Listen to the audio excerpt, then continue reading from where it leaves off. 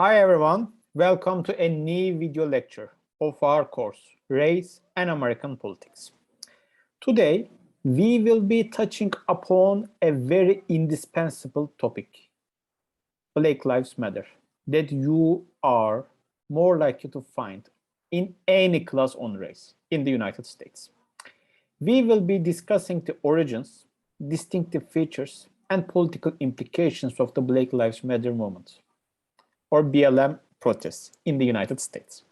Okay, so first, let me briefly give you the context of the emergence of BLM protests. So in the United States, so far we have discussed the history of racial suppression and racial disenfranchisement through various tactics, through various forms, strategies, right? But we can say that today, in the history of the United States, African Americans possibly enjoy the highest degree of descriptive representation, which simply means that today there are many more, okay, Black elected politicians than any time in the history, okay? This is an important source of political power within a democratic system. However, despite all this political power, despite all the access to political representation, political resources, actually, Black lives, the bodily integrity of African Americans in the country are not secure, right? There is an important widespread degree of threat against the very safety of Black lives in the country. As Williamson et al. Pointed out, there are certain factors which can be used to explain, account for, or predict the likelihood of BLM protest emergence within a given locality. So their primary objective in their article is to test whether the number of police killings in a given locality can predict the emergence of BLM protester. And their answer is a resounding yes. The number of police killing of Black bodies within a given district, locality, county, town, doesn't matter the level of administrative unit, it predicts the emergence of BLM protests. So this causal relationship, this explanatory power holds for even after controlling some mainstream, some intuitive, some widely established factors explaining, or which are used to explain the emergence of a given social movement, okay? So these other alternative explanations are resource mobilization hypothesis and political opportunity structures hypothesis. The first one, actually, for a social movement to occur, for a social protest to occur, the protesters, the groups of individuals should have access to certain resources which would facilitate their organization and mobilization for a common cause, right? These are educational, economic, social, like political opportunity resources. When a given collectivity or when a given group of individuals have very little, very few access to political resources or economic resources or social resources, then they would have less assets, right, to invest on, less assets to turn into an efforts of mobilization, right? It would be harder for them to organize. They would have less capabilities, less abilities. On the other hand, though, when they have so much access to political resources, economic resources, social resources, then why should they bother to organize or mobilize? They already have everything they desire. So there should be a medium level of access or enjoyment of these key resources. So Williamson et al., they actually showed that BLM protests occur in the localities where middle class, college educated African American population generally reside in. Okay, it's an important finding. Also, for a social protest or social movement to occur, people need to kind of risk their lives, risk their times, and we know that there is a huge widespread police brutality inside the country. So they are simply risking, sacrificing. There is a chance of being hurt, being injured, being killed, being brutalized. So the political opportunities like these structures, these institutions should also be conducive, or the conducive structures or institutions increase the likelihood of any social movement or protest to occur. This is the case for BLM protests, as they showed that in the localities, democratic politicians, racially much more friendly politicians hold the political power, these protests are more likely to occur. But don't mistake their primary finding. Their motivation is to test whether the number of police killings, or in other words, whether the racial grievance of being terrorized, being brutalized by the police force is an important source of discontent and mobilization for BLM protests. And they found that even after these other two alternative explanations, resource mobilization and political opportunity structure explanations, were taken into account, yes, police killing is an important predictor of a BLM protest. Okay. So we know that in the United States, an average young black man is nine times more likely to be killed by a police force. Okay, this is a very extravagant, this is a very disproportionate, very high number. In the United States, around 1,000 people were annually killed by the police. Okay, let's put this number in comparison with other countries. Okay, if you go to other parts of the border, in Canada, this number declines to 78, let's say 70 or 8. It is a very low number, right, compared to around 1,000 in the United States, but this is still a very high, very extravagant number. Actually, this number is 4 in United Kingdom, 0 in Germany, 12 in China, maybe one of the most repressive regimes in the world today. Okay, so in the United States, there is an important problem of police brutality, okay, against civilians. These incidents take place for a long time, and especially African American men, young men, they are disproportionate targets of these police killings. In 2013 and 14, the killing of Trayvon Martin, Michael Brown, Eric Garner, these incidents and the indifference of law enforcement agencies like criminal justice system against these perpetrated crimes actually eventually mobilize these BLM protesters. Okay, this is an important issue. So this is a recently emerging social movement, and a sharp, ironic fact which hints us to our prior discussion on the historical context of these protests to occur. These incidents took place when an African American politician was the president, had the highest political power in the history of the country. Even this political representation couldn't preserve the safety of Black lives. Okay, this is a recently emerging social movement. Distinctive from earlier social movements led by racial minorities, for example, civil rights movements, we are talking about a decentralized social movement. As Yamaka Taylor, she wrote a very influential book on various aspects of BLM protests. Okay, in the chapter we read, she actually points out many distinctive features of BLM protests, different from the 1960s civil rights movements. BLM protests actually are decentralized. Okay, we cannot talk about a centrally organized, okay, top-down political movement. This is a decentralized movement lacking any formal hierarchies, lacking any representative association.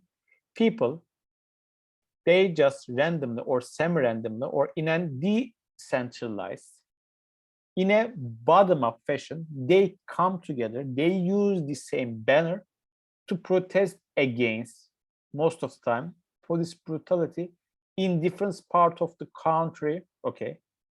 And they don't necessarily connect to one another in terms of formal associational bonds. Okay, this is a distinctive feature.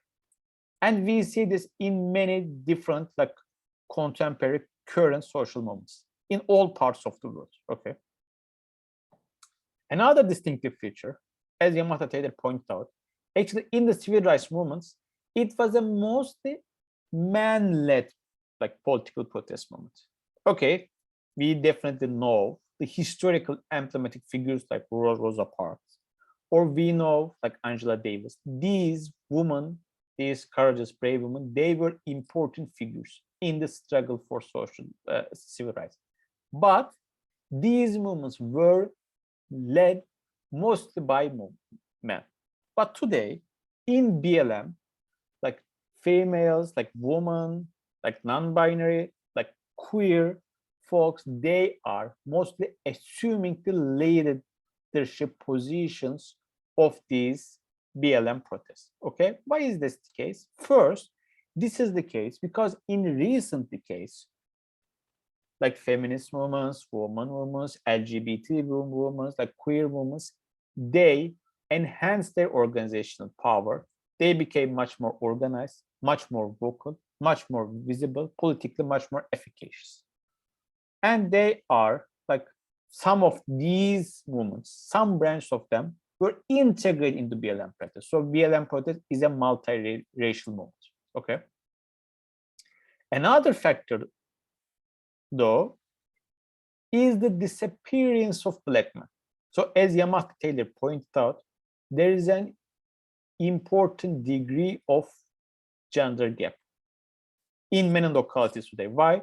Because young Black men, they are targeted by the criminal justice system to do via mass incarceration and police killing. Okay, so there is an like demographic imbalance, gender imbalance in the Black communities in most parts of the country. This is another distinctive feature. Okay, so the third one, although the primary motivation of Black Lives Matter is to protest against police brutality, right? This is not the only cause. This is not the only demand. This is not the only desire that they are trying to mobilize, right? Or this content that they are trying. They are understanding life in a much more broader fashion beyond the mere existence in life. They understand the life as an honorary life, a life which should have equal access to other desired and deserved resources, such as equal educational opportunity or equal employment opportunity, or equal access to political power, equal access to the centers of representation. So Black Lives Matter protests, okay, they emerge with the primary motivation to protest against police brutality, but their agenda is much more broader than that. So Yamata Taylor is actually discussing some other important distinctive features, but I won't be summarizing all of them here. So now let's discuss the implications of this political movement. What are the outcomes? Actually, as Sawyer and Gampa discussed, the emergence of this Black Lives Matter movement, like protests, had important profound implications over the racial biases of white and Black groups inside the country. So they are actually making a distinction between two different important types of racial biases. These are implicit racial bias and explicit racial bias. To just briefly differentiate these two, like we as humans, actually we have certain attitudes, like views, prejudices we might have against certain groups, and these views, these prejudices, these attitudes, actually they shape, determine our actions or decisions against these groups. This can happen through conscious mental process, which simply means that when you ask someone about their opinion towards the group of X, if they say that, okay, I want them to be incarcerated more because they are more prone to violence, they are more prone to committing crimes, blah, blah.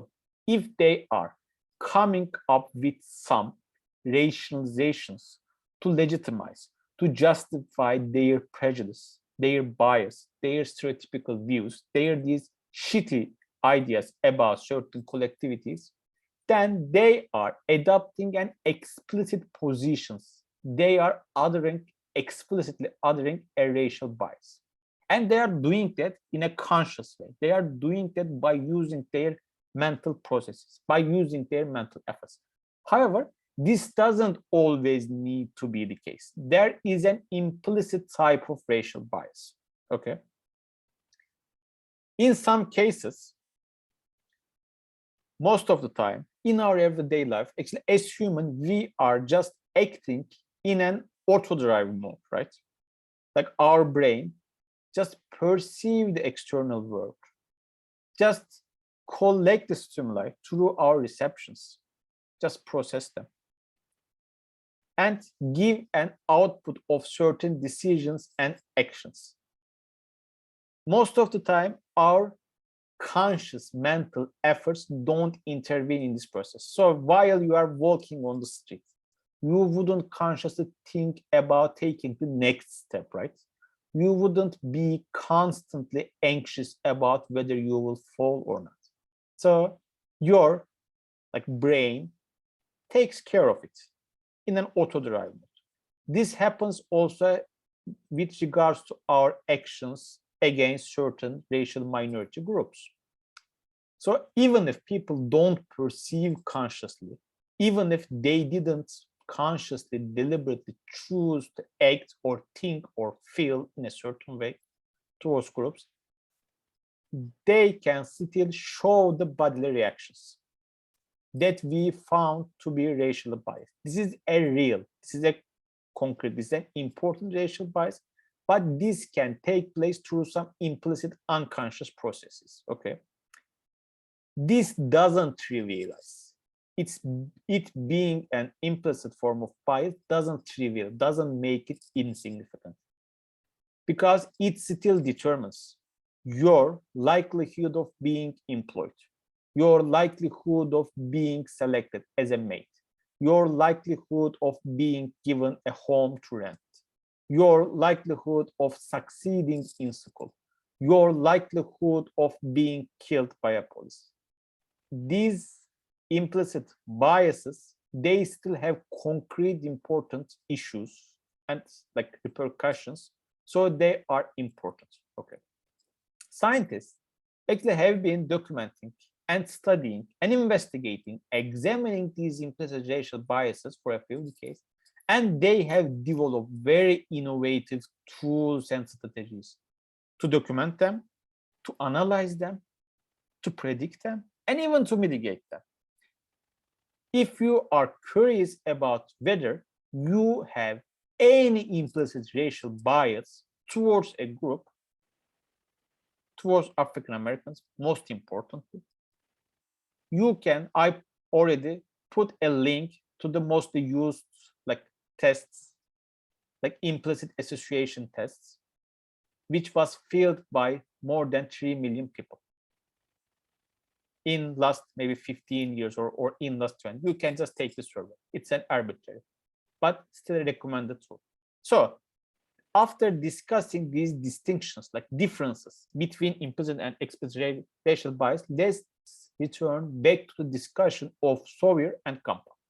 They actually find out that the emergence of the BLM protests actually had an important transformative effect over implicit and explicit racial biases of whites against blacks. these protests actually tends to reduce, mitigate explicit and implicit and explicit racial bias of whites against African American population. It's a beyond contestation. So their finding is empirically grounded, like founded. Okay. When it comes to blacks, so their implicit attitudes or implicit racial bias in favor of blacks or against whites didn't diminish. Okay. Possibly they have little implicit bias to change, to decrease, right? And their actually explicit bias in favor of African Americans, in favor of other fellow blacks, also tends to decrease, which is a very important and also surprising finding that the article like demonstrated, but the authors don't have any substantive empiric grounded, okay, proven explanation. So they are sharing some speculated hypotheses, but we don't know, at least after reading this article, why this is the case. But as a result of the article, we can culminate that, we can conclude that the emergence of BLM protests actually make these two different racial groups, white and blacks, push them into a much more egalitarian worldviews, like points of views. Okay, so this is a discussion on the historical context, origins, distinctive features, and implications of Black Lives Matter protests, and important, recently emerging, indispensable social movements in the country today. This is a brief description. Thanks so much for listening, and I hope you enjoyed the content. Take care.